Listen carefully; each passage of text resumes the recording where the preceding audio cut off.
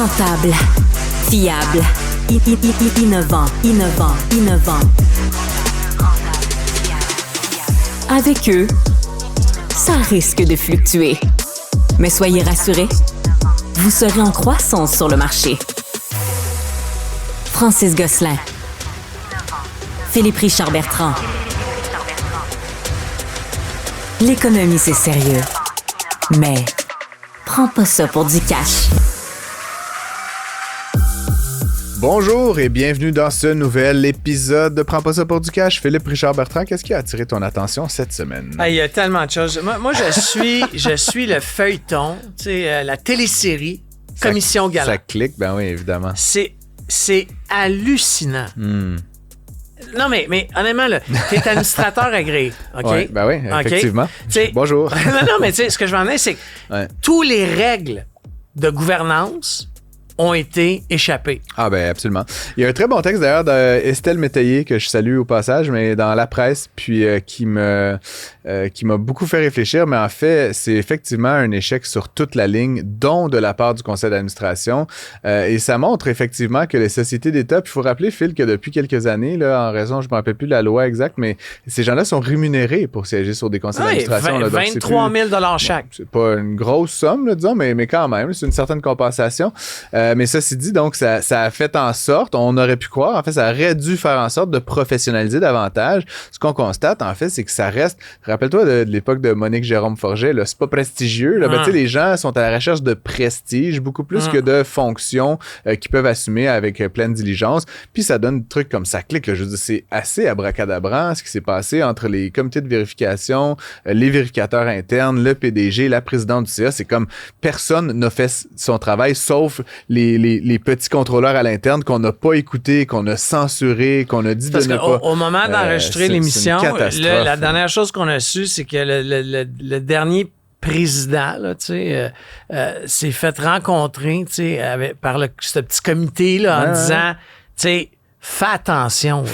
Puis il y a quasiment, là, pour les gens qui ne sont pas en vidéo, ils ne nous verront pas, mais il a quasiment dit, je veux pas le papier, là, donne-moi pas le papier. Honnêtement, c'est capoté.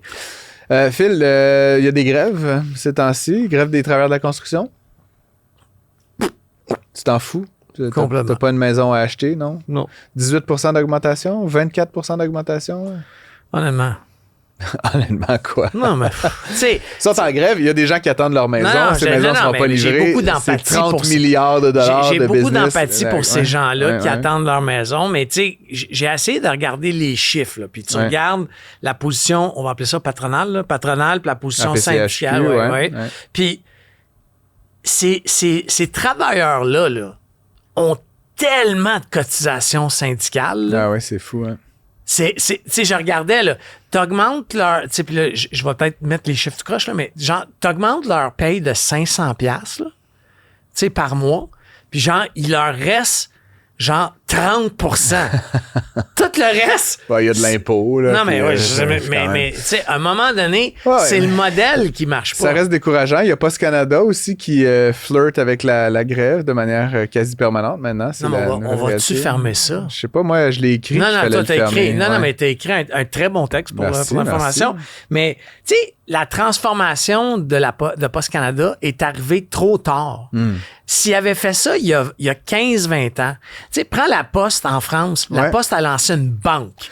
OK? Puis c'est la banque. Je suis sceptique de ça, personnellement, Phil, parce que je suis comme. Tu sais, la raison pour laquelle il y a des postes, là, comme depuis 1528, là, c'est un peu, je sais pas la date exacte, mais en tout cas, le 16e ou 17e siècle, là, depuis qu'on a créé cette institution-là, il y avait une raison, là, qui était de communiquer avec les sujets, de payer l'impôt. Puis là, tu sais, tranquillement, pas vite, c'est devenu de moins en moins pertinent parce que l'automobile, puis la téléphonie, puis éventuellement l'Internet. Tu sais, fait qu'ultimement, nos moyens de communication se sont diversifiés, puis la Poste, elle est comme de plus en plus reléguée dans l'impertinence. J'aurais me dire, ça a moins ce rôle. Et donc, de dire, on va sauver la poste en fabriquant des boulons, puis en faisant une banque, puis en vendant des téléphones cellulaires. Je suis comme, ferme ça, laisse le monde qui vend des cellulaires vendre des cellulaires, laisse les banques faire du banque. Il y a plein de modèles qui fonctionnent. Encore une fois, une banque dans un autre pays scandinave, le postier peut aller faire des chèques. Juste, tu sais, les personnes âgées, pas des soignés. Mais c'est pas à la poste de faire ça, comme créer la société des gens qui checkent sur les vieux malades. Ma grand-mère est prête à payer pour que le postier il fasse un coucou. Mais pourquoi tu veux que ça soit la poste qui fasse ça? Parce que Santé Québec est pas capable de le faire. Parce que on n'est pas capable. Créer une patente qui veille sur les vieux, qui paye les banques ferment les guichets automatiques. Ben oui, Phil. Puis c'est les postiers qui vont aller te donner s'il y avait un guichet, c'est dans en tout cas, c'est une idée comme ça, mais je suis d'accord avec toi. Je suis plutôt partisan, puis c'est drôle parce que les réactions, parce que j'ai donc écrit cet article, tu dis qu'il est bon, c'est ce que j'ai entendu, mais les réactions sont de deux ordres. Le premier, oui, mais il y a le premier ordre, les personnes âgées et les gens qui vivent dans un ditch au bout d'un rang, là, comme tu sais, il y a ces deux cas-là, qu'ils n'ont soit pas l'Internet, savent pas comment fonctionne l'Internet, etc. À un moment donné, est-ce que ça vaut la peine que les contribuables canadiens payent 1,5 milliard de dollars par année pour les 3 gus qui habitent au bout d'un rang, puis les personnes âgées que, franchement, l'Internet, là, ça fait pas depuis l'année passée, là. Tu sais, ça s'apprend, là. Moi, j'en ai des grands-parents de 90 ans qui ont appris à envoyer des courriels comme figure it the fuck out, là. Tu comprends, là? Non, mais à un moment donné, je suis désolé. Puis l'autre use case, qui est quand même, je respecte, puis je voulais un peu t'entendre, c'est commerce électronique. Il y a beaucoup de gens qui disent que envoyer des colis à Montréal, ça coûte la même chose qui que tu prennes, là, UPS, DHL, mais si tu veux envoyer, encore une fois, à Deschambault, là, mon bled, ou tu sais, le bout d'un rang, là, effectivement, c'est beaucoup plus cher si tu fais affaire avec les transporteurs privés. Et donc, Post Canada, d'une certaine façon, ça a été l'allié du commerce électronique canadien dans les dernières années, parce que ça permet d'acheminer à tous les Canadiens à peu près un même prix. Tu dis ça avec je te fais confiance avec des données? C'est ce qu'on m'a dit. Sans Post Canada, il y a des entrepreneurs, sans Post Canada, je n'aurais pas pu... Ou en fait... Et là, c'est là où je challenge un peu. Je n'aurais pas pu. T'aurais pu vendre, tu sais, mettons, comme des cookies, là, avec... T'aurais pu vendre au plateau, puis à Toronto, puis Attends, OK. Mais tu sais, son colis à 10$ parce qu'il l'a envoyé à Deschambault, à 1,5 milliard de pertes, il valait peut-être 55$. C'est exactement mon point, c'est qu'ultimement, ce régime-là, puis encore une fois, mais c'est là qu'il y a un paradoxe, parce que je suis plutôt, moi, en général, partisan de soutenir l'entrepreneuriat. C'est qu'en fait, on a comme un système où les villes ont subventionné les campagnes à travers une grosse patente à gosse dysfonctionnelle qui s'appelle Post Canada. Ça a permis le développement d'un certain commerce électronique, mais évidemment au détriment de coûts majeurs. Mais tu sais, la calèche, ça l'a aidé la mobilité. Les allumeurs de réverbères, mesdames et messieurs. Dernière affaire, là, ça vient de sortir hier, on enregistre milieu de semaine. Donald Trump a eu un revers important dans la Cour du commerce international des États-Unis, qui a essentiellement déclaré que tous les tarifs réciproques, là, c'est-à-dire excluant les tarifs sur l'acier, l'aluminium, l'automobile, qui eux étaient des tarifs spécifiques, les tarifs réciproques qui s'appliquent à l'ensemble d'un pays, là, et donc le Canada, l'Europe, la Chine, étaient inconstitutionnel, grosso modo. Quand même surprenant comme nouvelle. Hein? Ben, en fait, je pense que ça va frapper son ego de façon importante. Je pense qu'il va faire une grosse boutarde de ça. Là. On va voir comment il va sortir. Il va sûrement attaquer sans justice. Il va peut-être dire qu'ils ne savent pas ce qu'ils font. Mais d'un autre côté, je pense que ça fait quelques petites réalités tchèques, excusez l'anglicisme, qu'il a. Elon Musk a dit qu'il ne reconnaissait plus le budget était vraiment pas bon. C'est ça, je te dis. Je pense qu'il perd des alliés tranquillement. Il y a toujours encore sa petite garde rapprochée avec M. Navarro, là, qui est son gars. Mais gang de malades mentaux. Bon, écoutez, on est là pour vous distraire, mais aussi pour vous informer. Aujourd'hui, à l'émission, on accueille 3 invités. On poursuit dans notre lignée d'inviter les candidats à la chefferie du Parti libéral. On a aujourd'hui Mario Roy, un agriculteur beauceron, là, qui va venir nous expliquer un peu sa posture. On est toujours en attente compte de Pablo Rodriguez. Si vous avez des entrées, si vous le connaissez, si vous êtes en contact avec ses PR, avec son équipe, sa garde rapprochée, nous voulons l'avoir. La chaise est disponible pour lui. On n'est pas méchant, fait qu'invitez-les. Bref, on a eu 4 des 5 chefs jusqu'ici. On enchaîne avec Tommy Bouillon, une genre de personnalité de l'Internet.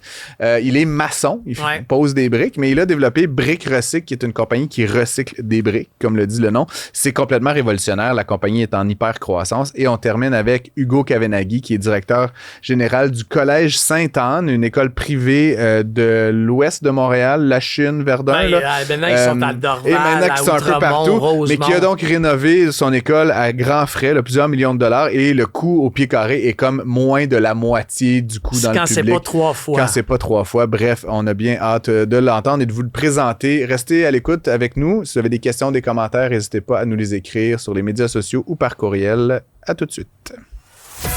Un taux d'intérêt très élevé qui défie toute la concurrence du marché. Avec Francis Gosselin et Philippe Richard Bertrand. Prends pas ça pour du cash. On poursuit, Phil, notre série de rencontres avec les candidats à la chefferie du Parti libéral. On a l'immense plaisir d'accueillir Mario Roy, qui est l'un de ces candidats. Mario Roy, qui est économiste, notamment, agriculteur et originaire de la Beauce, si je comprends bien. Mario, merci d'être avec nous en studio. C'est exact. Merci pour l'invitation. Bienvenue. Vous êtes le plus jeune candidat à la chefferie, 31 ans, c'est bon. Comment ça s'appelle? Catherine Fournier, 32 ans, mairesse de Longueuil. Vous êtes comme une génération de super kids, là, dans le fond. C'est terrible, là. Je parle quand même un aspirant chef du Parti libéral, mais il y a comme une nouvelle génération politique qui est en train d'émerger. Plus du kids, là, je veux pas du tout méchant, non, mais je comprends. Une nouvelle génération qui émerge. Comment, justement, comment est-ce que ça change notre perspective sur le monde quand on est le plus jeune candidat dans une course comme celle-ci? Ah ben moi je suis convaincu qu'on amène quelque chose de renouveau, puis moi c'est ce que j'incarne, alors je comprends parfaitement l'exemple parce que moi c'est ce que j'incarne, puis c'est ce que je veux amener au Parti libéral du Québec, du renouveau, du changement. Okay. Puis je veux amener vraiment des solutions concrètes aux problèmes qu'on a dans la réalité d'aujourd'hui. Moi je suis agriculteur, je suis beauceron, je sais c'est quoi les problèmes du terrain, puis c'est pour ça que je me présente. C'est quoi justement les problèmes tels que vus par un candidat dans la trentaine, on va dire ça comme ça? Oui, alors comme vous avez dit, je suis agriculteur, je suis économiste. Alors, je connais la réalité pratique puis la théorie.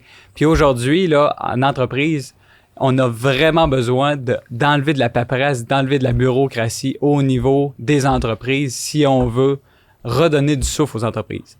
Dans le milieu de l'agricole, là, il y a des exemples concrets, là. Si on parle d'abattoirs qu'on perd d'une après l'autre à cause de la surréglementation, il faut absolument revoir notre manière de fonctionner. Puis au Québec, depuis des années, on rajoute toujours des règles, puis des règles sans jamais en enlever. Si je suis pas fou, là, en plus, tu as parlé des abattoirs, là, mais ma compréhension, là, puis je vais peut-être dire, me tromper, là, mais on n'envoie pas notre bœuf aux États-Unis pour qu'ils reviennent ici. C'est exact.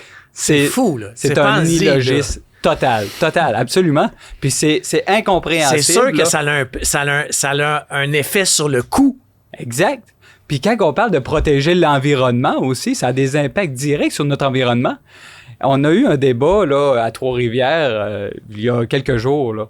Puis il y a eu une question directement sur l'environnement. Mm-hmm. Moi, ce que je préconise, c'est protéger l'environnement, c'est quoi? C'est produire, transformer, consommer ici. Ça, c'est protéger l'environnement. Puis, avec des pratiques au Québec, où est-ce qu'on a des technologies meilleures que plusieurs places dans le monde. Puis aujourd'hui, c'est quoi qu'on fait, le Québec? On rajoute des règles, les entreprises ne sont plus capables de compétitionner. Fait que c'est quoi que ça fait à long terme? On importe nos produits plutôt que de les transformer ici. Alors, l'exemple des abattoirs est clair, là. On prend notre bœuf, on l'envoie aux États-Unis se faire abattre.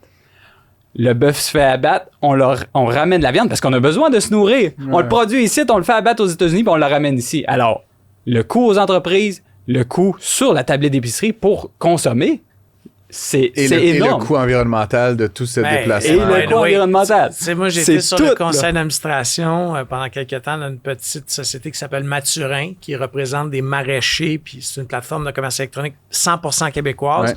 Je fais une petite plug en même temps, j'ai pas d'action, ça me fait plaisir, mais tu sais, on a regardé le marché, puis tu sais, on capotait. On importe des pommes de la Nouvelle-Zélande.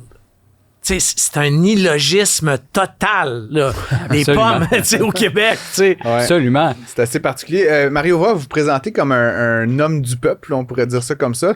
Vous êtes face, bon, je pense vite, quand même à on pourrait dire des politiciens de carrière, ou en tout cas des hommes qui ont fait une carrière plus institutionnelle, on va dire ça comme ça, en tout respect. Comment est-ce que ça change un peu la stratégie qu'on a quand on est justement ce candidat qui est issu de la société civile, là, j'aurais envie de dire? Ah ben moi, j'ai pas la campagne porte là-dessus, justement. J'ai pas peur de le dire, puis je le dis ouvertement. Je me présente contre, justement, des politiciens de carrière. Puis aujourd'hui, si on regarde l'exemple concret de la dernière élection au niveau fédéral, c'est quoi qu'on a fait? On a choisi l'entrepreneur, la personne qui venait, un ancien banquier, plutôt que de choisir le politicien de carrière. C'est exactement ce qui se passe au niveau provincial. Il y avait d'autres raisons à la défaite de Pierre Poilievre, mais on va s'en venir au Québec, si vous voulez bien. Puis ce que j'allais rajouter aussi, moi, je monte marche par marche, comme je dis, parce que, bien entendu, qu'au début, j'étais pas connu du grand public. J'ai été impliqué beaucoup au niveau syndical, au niveau du PA, au niveau de la Fédération nationale des enseignants du Québec, mais j'étais pas connu au niveau du public.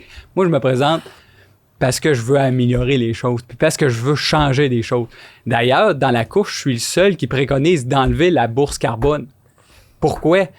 Le Canada, le gouvernement fédéral a pris la décision de l'enlever, puis au niveau du Québec, on n'est plus compétitif, on pénalise nos entreprises, on augmente le coût de la nourriture, le coût du logement. Alors, il faut absolument enlever se retirer du marché du carbone pour se mettre sur le même pied d'égalité que tout le reste du Canada pour être capable de compétitionner puis réduire le coût du logement, le coût de la vie. C'est un débat souvent entre moi et Francis, ça. Mais tu sais, c'est sûr que moi, si je le prends encore à ma petite échelle, tu sais, moi, cette taxe de carbone-là me coûte à mon entreprise quelques centaines de dollars par semaine.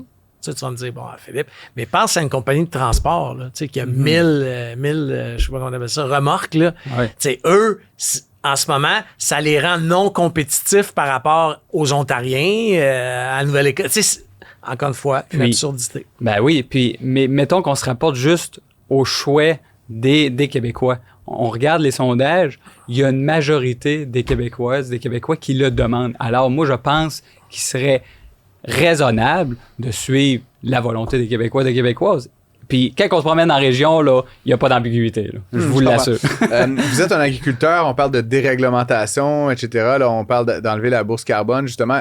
Il faut quand même qu'il y ait des mesures, parce que la réglementation, je devine qu'elle est là souvent pour protéger les cours d'eau, pour protéger certaines pratiques qui sont peut-être non conformes. Quand on parle de déréglementation, est-ce que ça veut dire de polluer? Est-ce que ça veut dire un permis de faire n'importe quoi? Ou quel encadrement est-ce que vous imaginez? Parce que c'est quand même comme on va se le dire, l'agriculture contribue énormément à l'émission de CO2, à une certaine pollution des cours d'eau à travers l'épandage, etc. Quel genre d'encadrement est-ce qu'on pourrait imaginer dans un gouvernement Roy, là, par exemple? Oui, alors c'est important de se mettre dans le contexte entrepreneurial puis se mettre dans le contexte réglementaire au Québec. Mm-hmm. Aujourd'hui, comme j'ai dit, on en rajoute toujours sans en jamais en enlever. Qu'est-ce qu'il faut faire? Moi, ce que je propose, c'est d'avoir un ministère de la déréglementation qui va faire deux choses.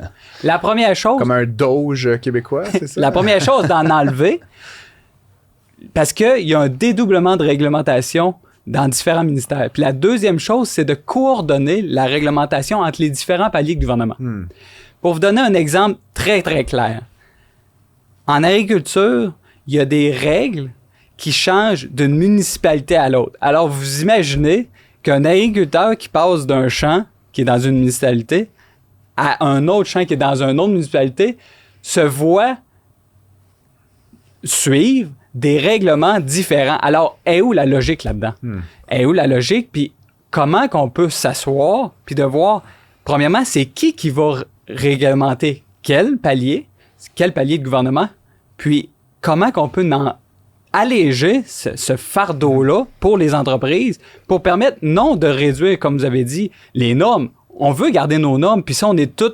c'est pas un problème, puis c'est pas ce que je préconise de réduire les normes, absolument pas. Mais il faut en enlever. Par exemple, il y a des cahiers de charges qui sont épais de même qu'il faut remplir année après année, alors que les entreprises ne changent pas. Il n'y a aucun changement, il faut toujours la remplir année après année. Pourquoi pas le remplir quand il y a des changements? Par exemple. Si je peux me permettre, juste les cahiers à remplir gros de même, là, à la SAQ Click, là, ils ont été super bons à les remplir, mais ils ont fini à 1 milliard plus cher. Exact. Ça a un coût là, énorme pour l'entreprise puis pour le contribuable. Ouais. Puis ce que je pourrais te donner, c'est, là j'ai parlé beaucoup des entreprises, mais pour tous les ministères, tous les paliers du gouvernement, ça comprend la santé, l'éducation, aussi, les contribuables paient pour cette paperasse puis cette bureaucratie-là. Il y a un autre clivage important au Québec qui est entre celui des villes puis celui on pourrait dire des banlieues, mais de la ruralité. Dans une certaine mesure, vous êtes un agriculteur de la Beauce. Je devine que c'est plus rural que sur le plateau Mont-Royal. Comment vous envisagez justement ce dialogue qui va devenir éventuellement nécessaire entre un peu deux réalités urbaines, c'est-à-dire une qui est très dense puis l'autre qui est plus celle de la ruralité des villages là, du Québec. Comment vous voyez ce dialogue-là, Mario, en tant que représentant de l'une de ces deux factions? Oui, alors je viens clairement des régions, puis je me présente comme un gars des régions. Puis c'est très clair, je suis agriculteur, je viens de la Beauce, j'ai pas besoin de faire de dessin à personne. Ceci dit, moi je me présente dans la course Parti libéral du Québec. Pourquoi? Parce que c'est le parti qui représente mes valeurs. C'est le seul parti qui représente le développement économique pour la justice sociale. Puis fédéraliste. Puis moi, je suis un fédéraliste convaincu, il faut absolument collaborer. Après ça, comment qu'on peut améliorer nos relations entre les différents paliers de gouvernement? Aujourd'hui, la CAQ gère toujours en confrontation avec les municipalités, avec le fédéral. Il faut ramener une collaboration. Puis ça va passer par, premièrement, avoir un gouvernement qui est capable de rassembler Montréal à ses régions. Puis ça, je peux l'amener. Je suis le seul dans la course qui peut ramener les régions au Parti libéral du Québec, puis unir Montréal à ses régions. Puis après ça, on va être capable de travailler, de collaborer avec les différents paliers de gouvernement, les municipalités, le gouvernement fédéral, puis avoir un réel développement économique qui va être en collaboration avec tout le monde. Pour rallier, il faut comprendre l'autre. C'est quoi votre expérience urbaine, justement? Vous comprenez Montréal, Québec? C'est quoi votre rapport à ces villes denses, là, Mario? Moi, depuis plus de 10 ans, je voyage à Montréal parce que j'ai fait mes études à l'Université McGill en gestion et exploitation d'entreprises agricoles. Après ça, j'ai fait un baccalauréat en économie agricole. Alors, c'est pour ça que je suis économiste de formation. Puis, j'étais à terminer ma maîtrise aussi en économie agricole à l'Université McGill. Alors, ça fait des années, tant au niveau de mes études qu'au niveau syndicaliste, parce que je me suis impliqué aussi dans les dernières années au niveau syndical pour la Fédération nationale des enseignants du Québec. Alors, c'est toutes des organisations qui sont à Montréal. Alors, je me dis pas un résident de Montréal, comme quelqu'un qui pourrait vivre à Montréal puis comprendre complètement. Plein, mais c'est comme si tu avais un chalet. T'as un chalet à Montréal. Toi, tu l'as fait à l'inverse. Il y en a qui ont un chalet en Beauce, Mario, et un chalet sur la rue Mentana. Mario, c'est quand même assez étonnant pour moi parce que on en a parlé avec les autres candidats. Le syndicalisme au Québec, on a ces jours-ci là, eu des grèves de la construction, grèves des postes. Il y a beaucoup de grèves quand même. En fait, on est l'endroit en Amérique du Nord. J'allais dire, il y a eu une donnée là, qui a été parue ces dernières semaines. Le Québec est comme le champion de toute catégorie. Personnellement, là, puis on en a parlé hors d'onde, je suis pas membre d'aucun parti, mais dans ma tête un peu naïve, je n'associe pas le Parti libéral au syndicalisme. J'aimerais un peu vous entendre sur justement ce croisement entre ces univers là, qui, dans la tête de certains, en tout cas, sont assez disjoints. Là. Alors, de base, moi, je me suis impliqué au niveau syndical. Pourquoi? Pour aider les travailleurs autour de moi, s'entraider, aider eux autres qui en ont besoin. Alors, de base, c'est ça qui m'a amené au syndicalisme. Je me suis impliqué dans deux organisations. Une organisation qui est appelée l'UPA. L'UPA ne fait pas des grèves. L'UPA revendique, l'UPA manifeste. Alors, de l'autre côté, la Fédération nationale des enseignants du Québec, comme tous les autres syndicats, ont des grèves. Puis moi, je trouve aujourd'hui que la grève est utilisée il serait supposé être utilisé en dernier recours, mais aujourd'hui, c'est une grève qui s'enchaîne une après l'autre. C'est comme le premier recours. Ça devient obligatoire. Ce que je préconiserais, puis ce qu'il faudrait changer, ça serait d'obliger la négociation avant que la convention collective devienne à échéance pour éviter qu'on se ramasse 1 an, 2 ans après que la convention collective soit échue, puis que le seul moyen de finir par régler soit la grève, puis que ça, à vue de la population, à vue des travailleurs, ça soit le dernier moyen. Il faudrait changer notre pratique pour obliger la négociation avant. De toute manière, il va avoir un médiateur qui va être nommé. Il va avoir un arbitre. Après la grève. Au même titre là, que dans des causes familiales, là, tu peux pas te débarquer devant le juge. Il te dirige vers la médiation au début. Là. Exactement. Des heures. Non, mais tu sais, honnêtement, ça désengorge le palais de justice un petit peu. C'est pas tout qui peut être réglé, mais c'est un peu le même mécanisme auquel tu réfléchis. Je sais pas si la FTQ puis la PCHQ apprécieraient ton analogie familiale, Philippe, mais je comprends où tu veux t'en aller avec ça. Il faut absolument changer notre manière de faire parce que on le voit, là, le syndicalisme est en déclin aujourd'hui. Pourquoi? Face à la population, puis la vue des syndicats est en déclin. Mais on a besoin des syndicats pour protéger les travailleurs, protéger ceux qui en ont besoin. Puis ça, j'en ai fait, puis je sais c'est quoi. Mais il faut changer notre manière, notre approche au syndicalisme pour s'assurer que les grèves ne viennent pas entacher le travail des syndicats, mais plutôt que les négociations se fassent, puis que les négociations se fassent avec des médiateurs qui vont empêcher, qui vont éviter la grève, puis que la grève ne soit plus utile finalement, parce qu'il va y avoir déjà la médiation plutôt que de se rendre à la grève. Mario, j'aimerais revenir sur un des sujets. On a parlé de surréglementation, d'un éventuel ministère là, de la simplification administrative. C'est quelque chose sur lequel, il me semble, depuis que je suis la politique québécoise, tous les gouvernements se sont essayés et se sont cassés les dents. On a même assisté sous un gouvernement caquiste à une forte augmentation du nombre de fonctionnaires à Québec et dans les régions. Qu'est-ce que ça veut dire concrètement? Est-ce que ça veut dire qu'il faut faire des mises à pied? Il faut rationaliser la taille de l'État? Comment ça se concrétise finalement, cette diminution de la réglementation puis de la lourdeur administrative québécoise? Qu'est-ce que ça veut dire concrètement, cette idée-là, pour vous? Alors, il faut premièrement, parce que si on regarde M. Legault n'a pas fait le travail. Il faut premièrement comprendre l'économie, comprendre les entreprises pour savoir c'est quoi qui est à faire. Monsieur Legault comprend pas l'économie des entreprises? Moi, pour ma part, avec les décisions qui ont été prises durant les dernières années... C'est pas ce qui en ressort. C'est pas ce qui en ressort. Puis les subventions qui ont été faites aux multinationales, il faut changer notre approche puis réduire la taille de l'État. Mais il faut que ça se fasse de manière graduelle.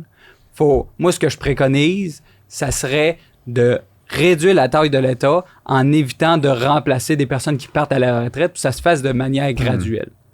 C'est ce que je préconise. Mais donc, on réduit quand même la taille. Il y aura moins de travailleurs dans l'État québécois après un premier gouvernement Roy qu'avant. Absolument. Okay. Puis, l'autre chose qui est très, très importante, mon approche, ce que je dis particulièrement dans la santé, il faut ramener notre personnel sur le terrain. La question d'amener, de créer Santé Québec. Santé Québec, c'est quoi? C'est une institution qui déresponsabilise le ministère. Les deux paliers sont un aux côtés de l'autre. Là, on ne sait plus c'est quel qui est responsable. C'est-tu le ministère? C'est-tu Santé Québec? Ça, c'est quand ils ne s'ostinent pas entre eux dans les médias. Absolument. Puis quand il y a un problème, un blâme. Quand il y a un problème, l'autre blâme l'autre. Puis c'est qui est responsable? C'est qui gère? Donc, on abolit Santé Québec? Absolument. Il faut que le ministère reste responsable de la gestion de la santé. Il faut absolument réduire la bureaucratie. Puis, ce qu'on appelle ramener les gens en région, décentraliser le ministère pour s'assurer que chacune des régions ont le personnel nécessaire, puis arrêter de couper les personnes sur le terrain, mais que ça soit fait de manière proportionnelle au cadre. Mario, le 14 juin, il y aura choix d'un chef. Oui. Je vous souhaite de remporter la victoire. Si c'est pas le cas, qu'est-ce qui se passe? Alors, le travail, moi, premièrement, je me présente pour gagner. Puis, si je suis élu, je me présente là, dans Beauce-Nord, dans mon comté. Puis, un engagement politique, là, ça se fait... j'ai toujours été impliqué. Puis, je compte continuer. C'est sûr que, je le dis très ouvertement, je ne me vois pas être élu en Beauce-Nord s'il y a un autre chef qui devient un des autres candidats dans la course, là, qui devienne chef là, au niveau du parti. Alors moi, je le dis très clairement. Pourquoi vous voyez pas ça? Ben, Beauce-Nord a une montée très claire du Parti conservateur dans les régions. Alors aujourd'hui, c'est quoi qui se passe? Si on n'a pas du renouveau au Parti libéral du Québec, un changement réel qui comprend les régions, ben, ce que ça fait, les sondages le donnent. Puis si vous faites du porte-à-porte, vous allez vous en rendre compte. Là. Les partis conservateurs ramassent les régions, puis le PQ ramasse le reste. Fait que je peux pas vous faire un dessin plus clair. Vous êtes la seule planche de salut du Parti libéral du Québec, si je comprends bien, Mario Roy. Quand on se promène dans les régions, c'est très, très clair qu'il faut absolument un changement, un renouveau Parti libéral du Québec. Très intéressant. Écoutez, c'était tout le temps qu'on avait, mais ravi d'avoir eu la chance d'échanger, de croiser le fer un peu. On va suivre évidemment la fin de la course là, qui se termine dans les prochains jours. Philippe, on a reçu 4 des 5 chefs. S'il y a des auditeurs qui ont une petite intro à nous proposer envers Pablo Rodriguez, on prend. Hein? C'est le seul qu'on n'a pas réussi à convaincre de venir s'asseoir à cette chaise. Je pense qu'il a hâte que la course finisse. Quand vous le croisez, vous lui dites qu'on l'attend avec impatience. Dites-lui qu'on est gentil. Tout d'un coup, qu'il pense qu'on n'est pas gentil. On a été gentil avec tout le monde. Merci. Je vais lui passer le mot au dernier débat. Merci Mario et on se retrouve bientôt. Merci beaucoup. Un flux sans interférence. Pour une écoute plus que rentable. Prends pas ça pour du cash. Quand notre prochain invité est arrivé en studio, on a tous eu la même réaction. « Ah, c'est toi! On te suit sur les médias sociaux. » Tommy Bouillon, t'es président de Brick Recycle et de Maçonnerie Graton. Donc, 2 entreprises, peut-on dire? Ouais, 2 initiatives. On voulait te parler surtout de Brick Recycle. Évidemment, la maçonnerie, on connaît ça un petit peu, mais quand même, Brick Recycle, c'est assez innovant. Comment est venue l'idée? Puis comment, justement... On n'associe pas toujours la maçonnerie avec une forte volonté environnementale et tout ça. Comment t'es venu l'idée puis comment t'as décidé de mettre ça en place? Ben écoute, je pense que c'est une prise de conscience. Comme la plupart des gens, j'ai pas toujours su que l'environnement c'était si important. On est né, j'ai quand même 44 ans, donc l'environnement est venu plus tard dans ma vie. Puis c'est une jeune qui est rentrée, sortie de l'université, qui a révolutionné le bureau de Maçonnerie Graton, plus de papier, etc. Puis c'est là qu'elle m'a fait ouvrir les yeux que on jetait des déchets de briques colossales. C'est là que la lumière s'est allumée, j'arrivais à ces chantiers, je dis c'est épouvantable. Qu'est-ce qu'on fait? Fait que c'est là que tout est parti. Donc là, ce que vous faites, c'est que vous, comme le dit le nom, vous recyclez des briques. Ouais. Concrètement, tu as développé un procédé. C'est quoi? Peux-tu nous donner exactement. un petit peu plus, En fin de compte, souvent, c'est des affaires qui font juste pas de sens. Dans le secret de l'industrie, j'étais témoin tous les jours d'une brique qui était meilleure quasiment qu'une brique neuve. Là, même, ça fait 100 ans qu'elle est là, puis elle est encore bonne pour un autre 100 ans. Pourquoi qu'on jette la brique pour un simple petit clou en acier rouillé? Ça faisait aucun sens. Pourquoi? Parce que ça était juste plus vite. Personne ne s'était jamais cassé la tête. Puis c'est du trouble, la brique, t'étales ça partout, des palettes de briques sur sa voie publique, un container, personne ne s'est jamais cassé le bicycle là-dessus. Puis j'ai dit, moi, je vais en acheter une. Faut absolument que je trouve une façon de réutiliser la brique en même le chantier. Puis ça que j'ai réalisé qu'elle n'avait pas. Fait que c'est que l'aventure, on va dire, plus ingénierie, plus ingénieur est parti. Fait que raconte-nous là, de cette jeune fille dont tu nous parles, le constat, à aujourd'hui, vous opérez carrément une usine ou enfin on a aujourd'hui Brick Recycle, juste pour les gens qui écoutent, là, il y a 2 opérations. Il y a une opération de nettoiement de briques hors site qui est dans les pénitenciers provinciales à Sorel-Tracy. Donc, on a rentabilisé tous les transports de briques neuves qui allaient dans le Québec, puis ils reviennent avec la brique nettoyée. Bref, au lieu d'avoir un container de déchets, nous, on envoie des containers qu'on met la brique dedans. on la nettoie, puis elle est réutilisée sur d'autres projets. Fait que ça, c'est l'étape 1 hors site. Mais la grande innovation, c'est que cette machine-là est faite pour aller sur ces chantiers. Donc, on a transporté une usine à proximité. Une usine mobile. Une usine mobile, exactement. Puis c'est en dedans de 4 secondes, on a dégarni le mortier de la brique. Fait qu'il est prêt à être réutilisé à même le projet, finalement. J'ai comme le sentiment que c'est comme un truc que tous les maçons rêvent, là, ont besoin. Là. Est-ce que la demande est forte? Ben, Comment? Ouais, c'est toute la planète entière est constituée de briques. Puis chaque maçon m'a toujours dit... la perspective d'un maçon, c'est mondial. Tu peux même pas compter le nombre de briques dans les rues. Là, fait qu'il y a juste ça de la brique. Puis à chaque maçon j'ai parlé, ils ont toujours eu « j'ai toujours pensé que... » Moi aussi, j'y ai pensé à cette idée-là, tu sais. Le penser puis le faire, c'est deux. Fait que là, de maintenant à dans 10 ans, là, c'est quoi ton plan pour te rendre à 1 milliard de briques, là, mettons? Actuellement, on est en hyper croissance. Actuellement, on opère des chantiers. On réalise aussi que le Québec, c'est petit versus le reste du monde entier. Fait qu'on opère aux États-Unis. On a des projets... par exemple, pour GM, l'usine Cadillac à Détroit, des projets d'envergure. On est au Danemark, on est aux Pays-Bas, on est en Europe, on est à Londres. Fait que c'est tout des contextes, puis la nouvelle apprentissage. Parce que quand tu es dans le quotidien, dans ta petite bulle montréalaise, tu n'as aucune idée de ce qui se passe dans le reste du monde. Là. Mais la législation... les lois d'un pays à une ville, le code etc., du bâtiment, c'est fou. Ça reste pareil du brick puis du mortier, là, mais c'est une aventure dans chaque ville. À Paris, les évidemment. normes, mais l'Ontario a déjà d'autres normes. Fait que c'est construire un avion en plein vol, là, ça peut. Mais là, ce que vous faites, tu as maçonnerie Gratton, que ça, vous faites des chantiers, là, vous montez de la brique. Ben, c'est conventionnel. On fait des réparations de maçonnerie. Puis là, tu as Brick Recycle, ça, est-ce que vous vendez simplement la machine? C'est une technologie qu'on loue ici. OK. Ouais. Elle est en vente juste aux États-Unis. OK. Alors, quelqu'un, un maçon, une autre compagnie de maçonnerie aux États-Unis pourrait acheter une machine. Ouais. Ici, on loue principalement. C'est un peu le modèle, tu sais, les gens, c'est notre modèle d'affaires ici et en Europe. Là, c'est le modèle locatif.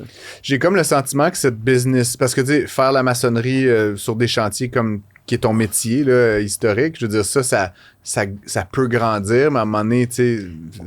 Ben, c'était limité. Là. Ouais, la ressource humaine, c'est ça, exact. t'arrives à 100 gars, c'est dur à gérer. Pas que c'est dur à gérer, mais... Je veux dire, il y a une limite de croissance en territoire. Là, je trouvais ça le fun parce que l'entrepreneuriat, ce qui m'anime le matin me levant, c'est justement qu'il n'y a pas de bout là, ça. C'est sans fin. C'est comme la science un peu. Puis Brick Recycle m'a amené à un niveau qui a encore pas de fin dans la commercialisation à l'international. Puis c'est quelque chose qui me stimule tous les jours. Mais ma question pour toi, c'est est-ce qu'à un moment donné, tu vas abandonner la maçonnerie pour te... Tu sais, je veux dire, le jour où tu vas faire... c'est déjà fait. Maçonnerie Gratton, ça fait 18 ans que j'opère Maçonnerie Gratton. Fait que c'est très rodé. C'est une entreprise qui roule sur le cruise control. Fait que tu mets moins de temps là-dedans aujourd'hui. Ouais, ben écoute, je suis avec l'équipe, mais ça roule sur le cruise control. Comme je t'ai dit, tout le monde sait quoi faire. Fait que ce que je fais avec Brick Recycle, ben c'est principalement 95% de mon temps est consacré à cette opération. Tu t'amuses d'un côté, puis l'autre, t'as des mots de tête. Ouais, c'est ça. Je suis comme à repartir du début. Là. Un petit Advil, toi, matin, en partant. Ouais, très intéressant. Fait que là, donc, tu dédies la grande majorité de ton temps. À quoi ça ressemble l'équipe de Brick Recycle? Parce que là, c'est quand même des défis très différents de une business de maçonnerie. Tu disais l'international, l'ingénierie, le scale-up. Tu as sûrement des enjeux de financement aussi à travers tout ça. C'est très différent d'opérer dans la construction, là, qui est un domaine que moi, je connais bien. Scaler une business de recyclage de briques, c'est un autre paire de manches quand même. Ça n'a rien à voir. Ouais. On fait une job, t'es payé à la fin. Ouais. Là, c'est ça. Fait à quoi ça ressemble ton équipe, les gens autour de toi, les difficultés que vous rencontrez? C'est sûr qu'on a pris beaucoup de... J'ai eu la chance d'avoir Maçonnerie Gratton, qui est une entreprise déjà en opération, que j'ai utilisé beaucoup les ressources, que j'ai réussi à utiliser, on va dire, les mécaniciens, un partner, un ci, un ça. Fait qu'on a aidé beaucoup Brick Recycle, même Maçonnerie Gratton. Aujourd'hui, c'est une entreprise indépendante, ses propres employés, des collaborateurs à l'international. Ce qui fait la grande différence, c'est qu'on a fait beaucoup à l'externe. Donc, toute l'ingénierie est faite dans des dessins externes. Fait qu'on a tous des sous-traitants. Fait que nos projets, on n'a pas à gérer, on va dire, 50 emplois actuellement. on fait travailler beaucoup de gens partout dans le monde, mais tout ça avec des collaborateurs locaux. Puis tu sais, je vous donne un exemple. Aux États-Unis, on a 2 fabricants. On a un fabricant pour l'Europe, on a un fabricant pour le Canada. Le même fabricant Canada-Europe, puis les États-Unis, c'est un autre fabricant. Fait que Fraco, qui est un fabricant québécois, qui fabrique les machines, les distribue aux États-Unis, fait le service, fait tout au complet. Fait qu'une fois que l'idée est bien faite, est en circulation, dans les bonnes mains, dans un bon réseau de distribution, nous, notre travail est pas mal fait. Fait que, tu sais, ils ont les plans, ils fabriquent, ils font le volume, ils font le service, le suivi. Fait que nous, notre travail est fini. Fait que nous, il est surtout axé sur le développement des affaires. Surtout qu'un marché est établi, il y a une machine qui roule pour pousser ça. C'est une technologie qui est nouvelle, qui comble les besoins manquants dans le marché. Mais nous, on est principalement l'équipe Briques Recycle, la permanence à développer comme des nouveaux marchés constamment. Donc, prendre du territoire. Puis justement, je parlais tantôt, les législations, mais comme au Danemark, c'est fascinant parce que la loi, t'as pas le droit d'utiliser de la brique neuve. On concentre beaucoup d'efforts au Danemark. C'est une bonne table pour vous, c'est ça. T'sais, on part déjà. Ça fait peut-être bien. 30 ans que le même joueur, qui est un monopole de briques usagées, faisait ça par des gens manuellement. On vient de changer complètement la donne au Danemark. C'est un... l'entreprise danoise, elle doit capoter un peu. Là, mais c'est surtout ces compétiteurs qui étaient plus capables, les gens étaient plus capables de faire une seule entreprise danoise. Donc là, ça a changé le marché du Danemark complètement. Tout le monde est capable d'opérer eux-mêmes. Fait que c'est pour ça que on priorise évidemment les marchés où que la législation est là. Puis c'est beaucoup l'Europe. L'Europe sont des pays socialistes, sont nés avec ça. C'est ancré dans leur culture. Fait que jour 1, si ça existe, il faut le faire. Tommy, c'est bon, cette initiative-là, clairement, tu vas la porter. Il y a, comme on l'a dit, un potentiel de croissance presque infini. Là. Tu dis le monde est fait de briques. En tout cas, je pourrais contester ça, mais je ne le ferai pas. Mais blague à part, l'industrie de la construction, c'est quand même une industrie qui est très polluante. Là, je veux dire, puis qui génère beaucoup de déchets, puis de CO2. Puis là, la brique, c'est sous contrôle, puis on te souhaite... est-ce que tu as envisagé de t'attaquer au bois, puis au béton, puis à l'acier? Puis il y a plein d'autres sous-produits qui sont jetés, gaspillés, pas adéquatement revalorisés. Y a-tu une partie de ton cerveau qui est comme... que ça gratte un peu? Là, je suis témoin de... Chaque jour, je donne un exemple. Les fameux madriers, les maisons, on va dire, comme... peu importe les bâtiments faits avant les années 70, c'est quasiment du séquoia, c'est du bois de l'Ouest canadien. Ça va être là dans ils s'enchaînent ces arbres à l'époque pour pas que tu les coupes. Puis aujourd'hui, ils jettent ça puis ils mettent du presswood. Tout est une question de vitesse. Fait que, exemple, le bois, 4 pouces d'épais, 16 pouces de long, 12 pouces de haut, ça n'existe plus. C'est encore super sain, en mortaise, même pas de clous dedans. Mais de mon côté, personnellement, le volet, je préfère être le meilleur dans mon domaine, performer dans ce que je fais. Mais je suis quand même témoin puis je vois des potentiels que d'autres pourraient prendre facilement exemple sur notre façon de faire pour le faire dans d'autres matériaux. Ben c'est ça, c'était un peu ma dernière question. Là, on disait qu'on t'a vu ces médias sociaux, puis il y a sûrement un parti de ça qui est du marketing pour la compagnie, mais je sens que t'es presque comme investi d'une mission là, qui est plus grande que juste... Je suis un militant. Ouais, c'est ça, t'es comme un militant. Est-ce que tu essaies de convaincre, maintenant, d'autres entrepreneurs, d'autres industries dans la construction, d'autres experts?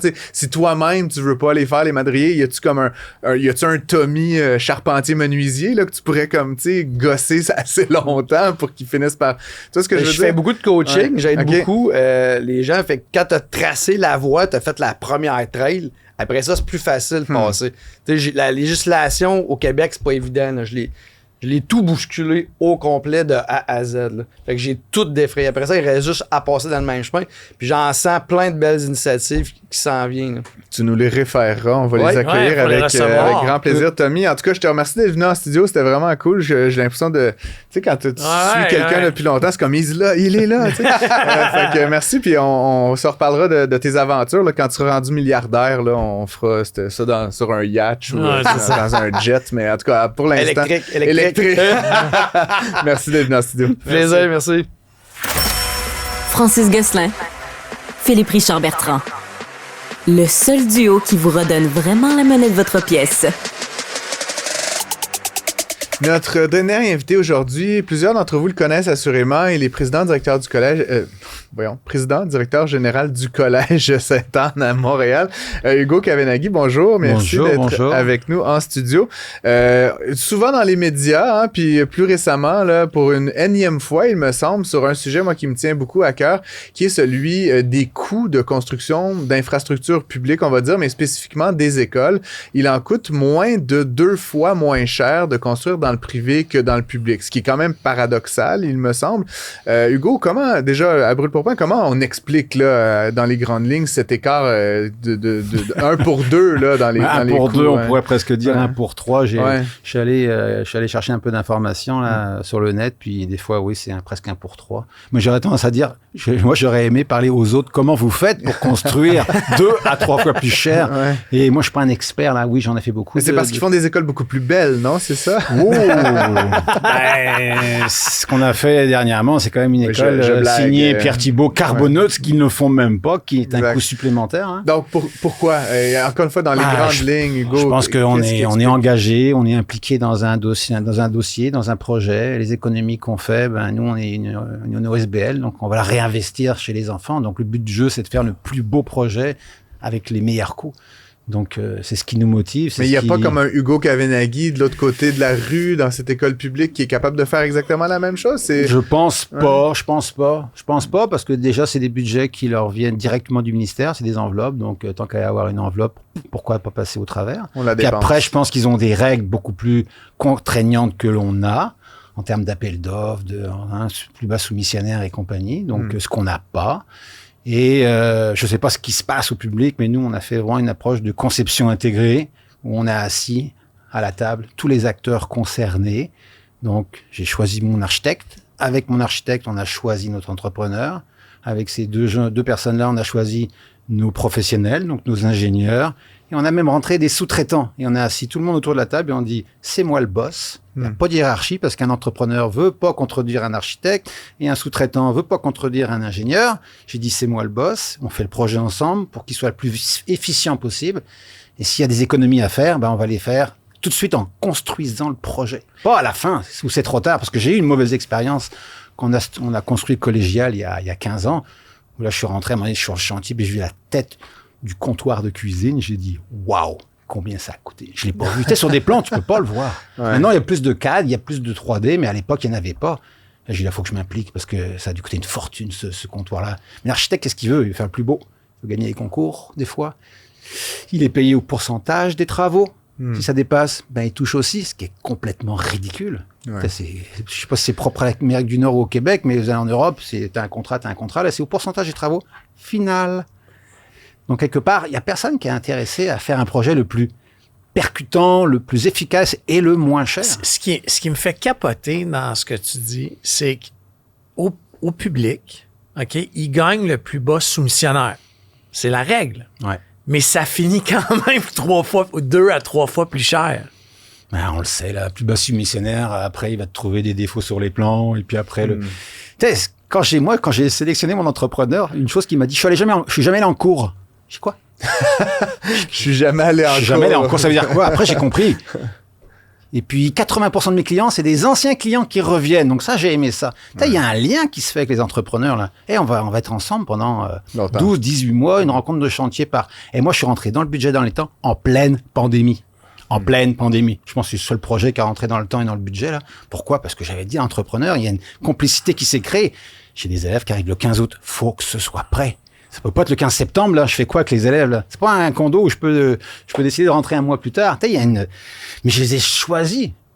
Parce que quand tu vas au plus bas soumissionnaire, tu sais pas sur qui tu tombes, là. Puis sans tomber dans les détails, mais est-ce que tu venais carrément... Tu sais, je vais faire un parallèle. Prends Régis Lebon, qu'on l'aime ou qu'on l'aime pas, maire de Québec, qui a construit le Colisée Vidéotron, en temps et en budget. Ouais. Mais l'histoire dit, je l'ai pas vu de mes yeux, mais qui débarquait sur les chantiers. Il allait compter le nombre de travailleurs, puis il envoyait un email pour dire, je veux voir la facture dans 1 mois.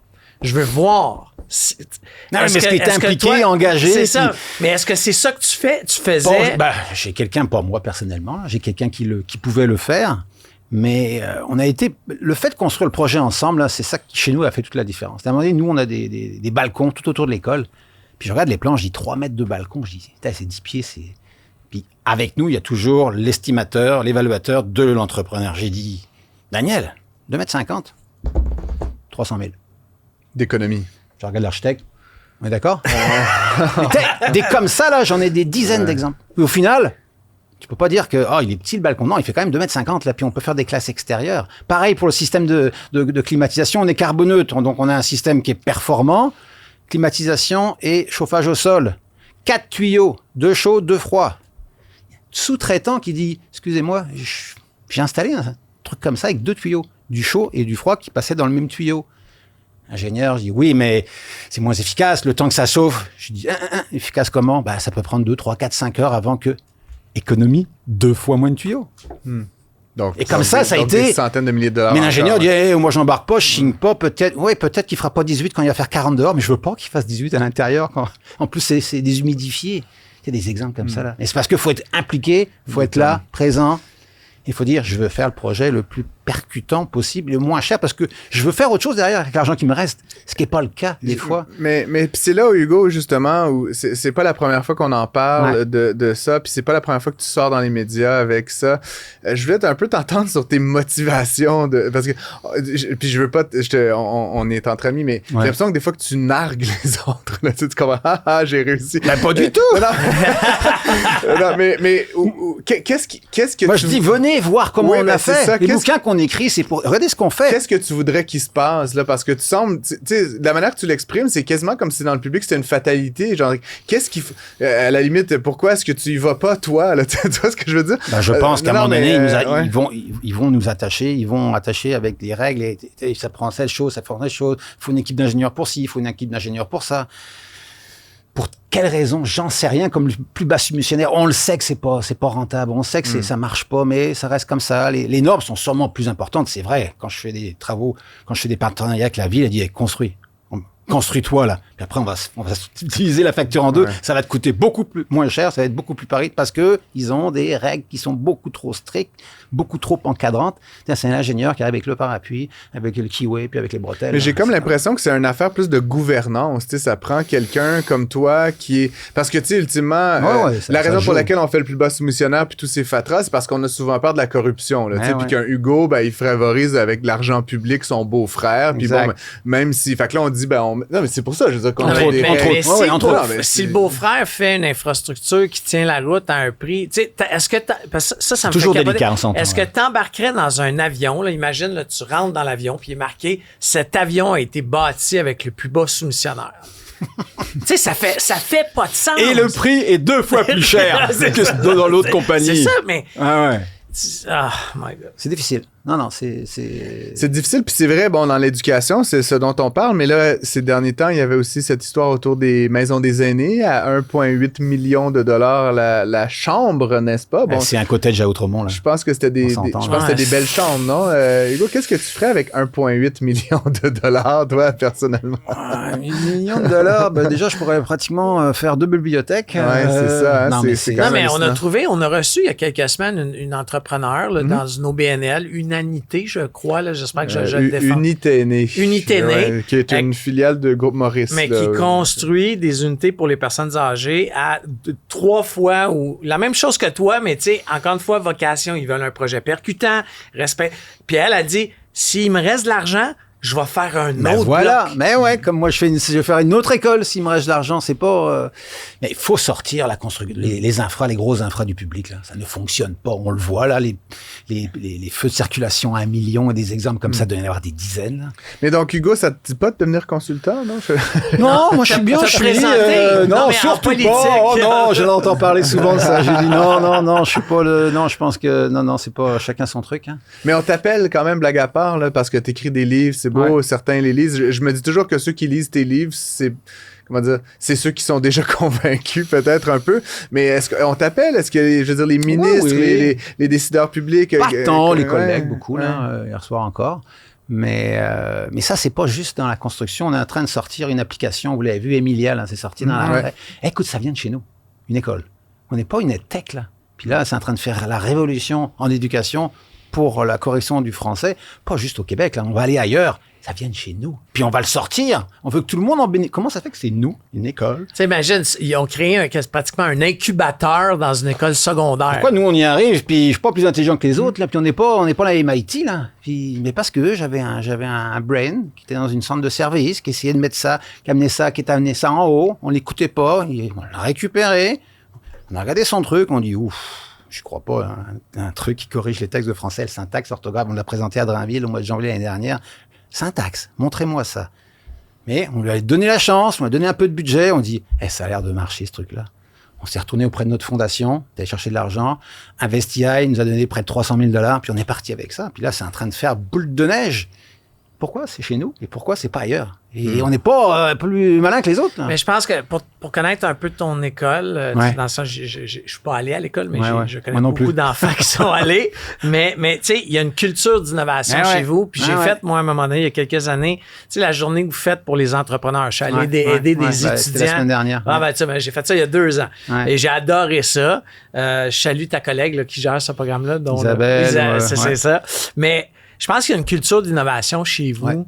Tu sais, au-delà que juste le parcours académique, tu sais, vous le faites dans les bâtiments que vous construisez, dans la façon que vous éduquez les gens. Tu sais, ils peuvent partir en canot camping pour le cours de philo, je pense, au cégep. Tu sais, plein d'affaires. On challenge. Mais moi, c'est tellement hot, là. Tu regardes, là, ça me donne le goût de retourner au cégep. J'ai fait presque 150 millions de rénovations à cette école-là en 20 ans. On en fait beaucoup.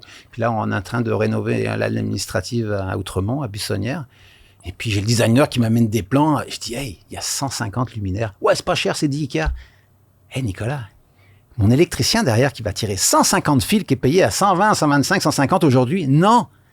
Ah ouais. Mais ouais, coupe-moi ça, là, c'est beau. Mais non, il n'y a pas juste le luminaire, mais c'est tout ça qu'il faut regarder. Après, tu as un peu d'expérience, donc tu sais un petit peu comment ça fonctionne, mais c'est une posture. C'est une posture. Et puisque tu nous ouvres la porte, donc, Collège Sainte-Anne, maintenant, jadis, c'était un site, maintenant, c'est tous les niveaux, une géographie multisite. Est-ce qu'éventuellement, éventuellement, il va y avoir toutes les écoles du Québec vont être le Collège Sainte-Anne. Une université? Ah ouais, tout le monde m'en parle. Non, c'est quoi la direction du vent? Il n'y a pas de direction. Nous, on essaye d'aider. Là, on a récupéré une école l'année dernière à Rosemont. C'est une école qui avait besoin d'un coup de main. Le but, nous, c'est de... Moi, ma mission, c'est de changer l'école. On sait que les enfants, là... L'école avec un grand E, là. Avec un grand E. Parce qu'on s'entend, là, on rentre dans une période, on ne sait pas ce qui va se passer avec l'IA, là. C'est qu'on a beau le dire, puis on continue à enseigner les mêmes choses de la même façon. Je dis, ça marche pas, là. Ça va péter, là.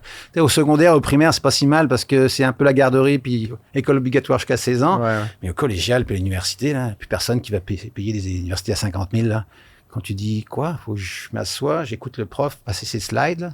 Non, j'ai une machine beaucoup plus puissante. Aujourd'hui, dans 5-10 ans, là. Je pense que c'est Bill Gates qui dit, là, l'IA va frapper le plus fort l'éducation et la santé. Et on est juste au début de ce qu'on peut faire. Puis j'ai regardé les commentaires sur Emilia hier, puis il y avait une association qui défendait les profs de français. Elle me dit, oui, c'est bien, mais non. Il faut donner plus de temps aux profs de français, il faut engager plus de profs de français.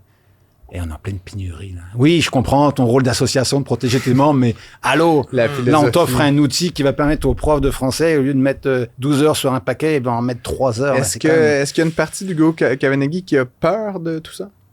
Non. Non, que de l'enthousiasme. On va s'adapter. Qu'est-ce que tu veux faire? Il y a pas une partie. Il y a 25 ans, c'était Internet. On avait peur. Les enfants, ils vont juste fouiller sur Internet, aller faire leurs recherches. Là, c'est l'IA. Il faut plutôt les outiller à utiliser les outils d'IA. Moi, j'embauche quelqu'un sur le marché du travail. Je dis, tu sais utiliser les outils d'IA? Non, parce que j'avais pas le droit à l'école. Ah, non, OK. Si tu veux, c'est comme...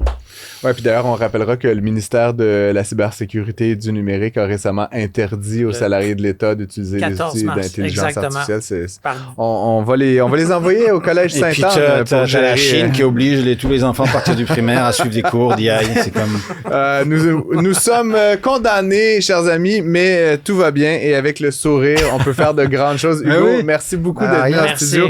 On admire énormément ce que tu fais, puis on invite évidemment les auditeurs à lire les livres puis à s'intéresser. Le prochain qui arrive. Osons l'école entrepreneuriale. Et là, on parle vraiment d'une chose intéressante, dont j'ai un chapitre sur en septembre 2025. C'est ça. Donc, restez à l'écoute. Il y aura lancement et ce sera disponible pour le livre. Dans toutes les bonnes librairies. Merci. De rien. Salut.